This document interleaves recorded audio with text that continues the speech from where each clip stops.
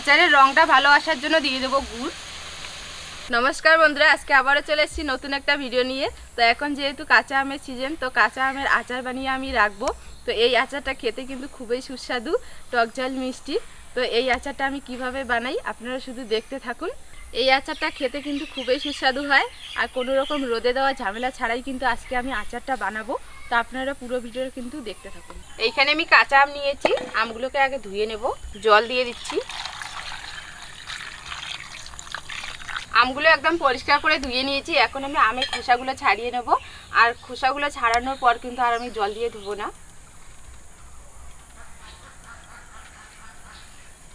আর আচারের জন্য কিন্তু এই আমটাই একদম পারফেক্ট।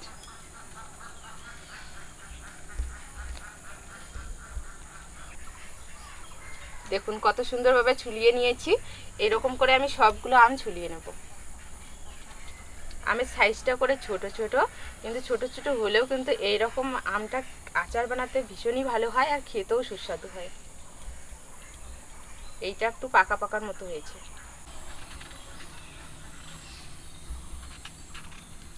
এই আমটা কিন্তু একদম কাঁচা।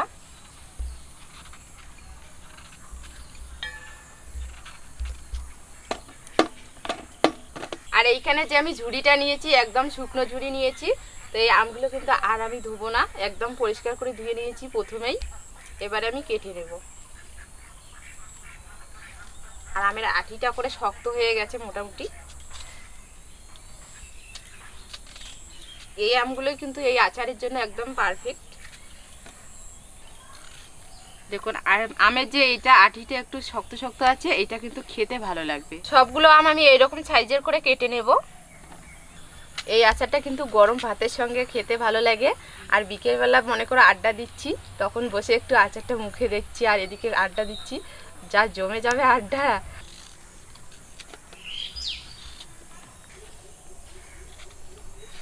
সবগুলো আম আমি টুকরো টুকরো করে কেটে নিয়েছি, কাটা হয়ে গেছে। এখন আমি এই আমগুলোর মধ্যে হলুদ মাখিয়ে রেখে দেবো। দিয়ে দিচ্ছি হলুদ গুঁড়ো। লবণটা দিচ্ছি না, কারণ লবণটা দিলে পরে জল বেরোবে।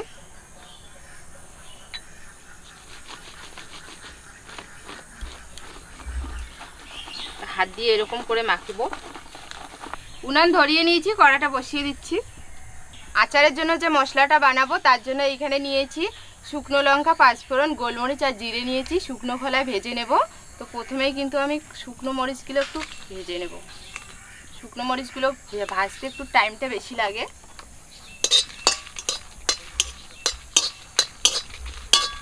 শুকনো লঙ্কাটা একটু ভেজে নিয়েছি, এখন বাকি মশলাগুলো দিয়ে দিচ্ছি।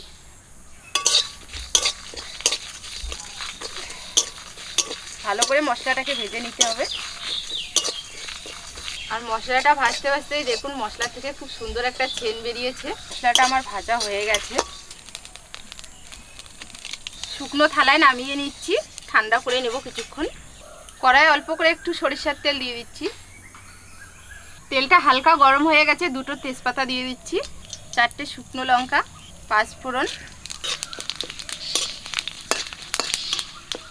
সব মশলা ভাজা হয়ে গেছে।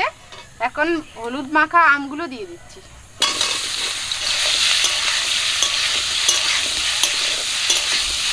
স্বাদ মতো লবণ দিয়ে দিচ্ছি।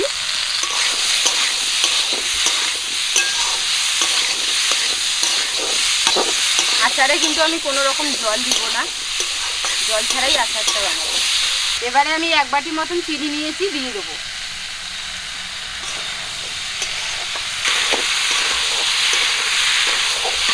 আচারের রংটা ভালো আসার জন্য দিয়ে দেবো গুড়।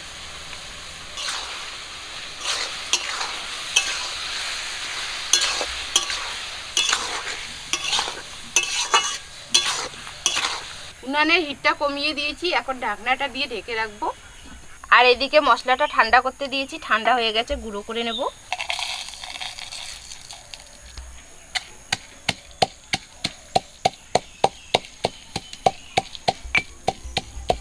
আর মশলাটা কিন্তু আমি একদম মিহি করে গুঁড়ো করব না, একটু দানা দানা ভাব থাকবে। এতে করে আচারের টেস্টটাও ভালো আসবে আর দেখতেও ভালো লাগবে। ঢাকনাটা তোলার পর দেখুন আমের থেকে কতটা রস বেরিয়েছে। এই রস দিয়েই কিন্তু আমটা সিদ্ধ হয়ে যাবে। আচারের জন্য যে মশলাটা বানিয়েছিলাম সেটা দিয়ে দিচ্ছি। এটা কিন্তু আমি দুবারই দিয়ে দেবো। মশলাটা দেওয়ার পরে পরেই দেখুন কালারটা কত সুন্দর এসছে। আচারের টেস্টটা ভালো আসার জন্য আমি বিট নুন দিয়ে দিচ্ছি হাফ চামচ।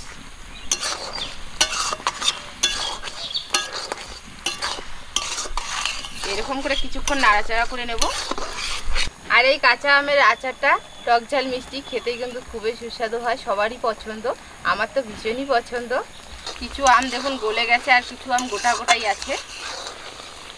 যে এরকম করে নাড়তে নাড়তে রসটা কিন্তু আমি শুকিয়ে নেব, একদম শুকাবো না। অর্ধেক মশলাটা যে রেখেছিলাম সেটা দিয়ে দিচ্ছি এখন।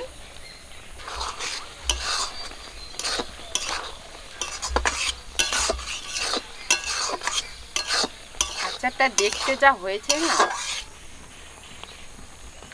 আর আচারটা অনেক দিন ধরে ভালো রাখার জন্য ভিনিগার দিয়ে দিচ্ছি 1 চামচ মতো।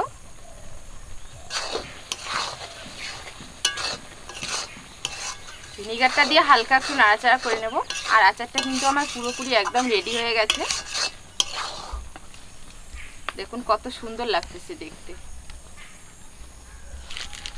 আচারটা এবার নামিয়ে নেব।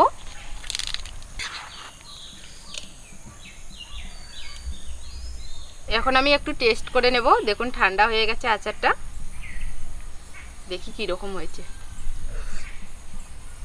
ওহ, দারুণ হয়েছে, অসাধারণ হয়েছে খেতে। একটু টক টক লাগতেছে, ঝাল ঝাল মিষ্টি মিষ্টি, খুব সুন্দর হয়েছে আচারটা।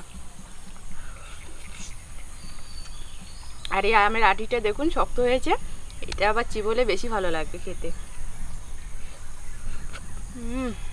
যারা আচার খেতে ভালোবাসে তারা এরকম আচার দেখলেই জিভে জল চলে আসবে তাদের।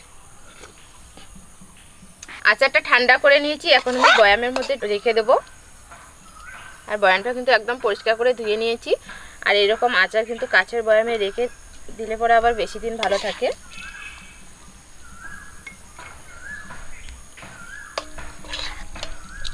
এটা এখান থেকে একটু একটু করে নিয়ে ভাতের সঙ্গে খাওয়া যাবে।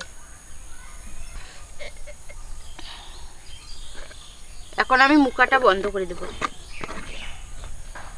তো বন্ধুরা, আমার এই আচারের ভিডিওটি যদি আপনাদের ভালো লেগে থাকে অবশ্যই একটা লাইক করবেন। আর চ্যানেলটি যারা এখনও পর্যন্ত সাবস্ক্রাইব করেনি তারা অবশ্যই সাবস্ক্রাইব করে রাখবেন। পাশে থাকা বেল বাটনটি প্রেস করে রাখবেন আমাদের এরকম নিত্য নতুন ভিডিওগুলো পাওয়ার জন্য। আপনারা সবাই ভালো থাকবেন, সুস্থ থাকবেন, সাবধানে থাকবেন। দেখা হচ্ছে নতুন একটা ভিডিওতে। আজকের মতো টাটা সবাইকে।